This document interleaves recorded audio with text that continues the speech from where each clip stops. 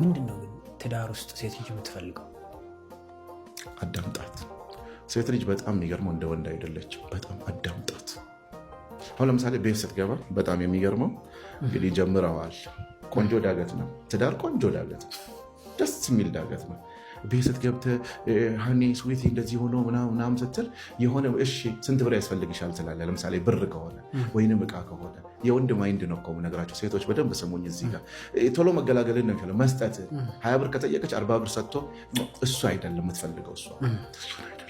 አጠገባ ቁጭ ብለህ እጇን ያዝ አድርገህ ወይ ደገፍ አድርገህ ወይ በቃ። ወንድ ልጅ ደግሞ ማዳመጥ ላይ ደካማ ነው። እነሱ ከምታረግላቸው ነገር በላይ ግን አቅርባት። ከዛ በኋላ እኮ 40 ብር መሰጣትን 1 ብር መሰጣት ሻክሰት ስማት። ይሄ ደግሞ ውጭ ላይ አብዛኛውን ጊዜ ተውተብትቦ ስትረሱ ምናምን ይዞ ወደ ቤት ይገባና ሚስቱንም አያዳመጣት። ኦልሬዲ ደክሞታል። ወይ ከአለቃ ጋር ተጣልተዋል፣ ትራፊክ ቀጥቶታል፣ ወይ ረጅም መንገድ ነድቶ መጥተዋል። ከዛ በኋላ ቤት ሲደርስ እነዚህን ዝባዝንኬ ሁሉ ይዞባቸው ይገባል።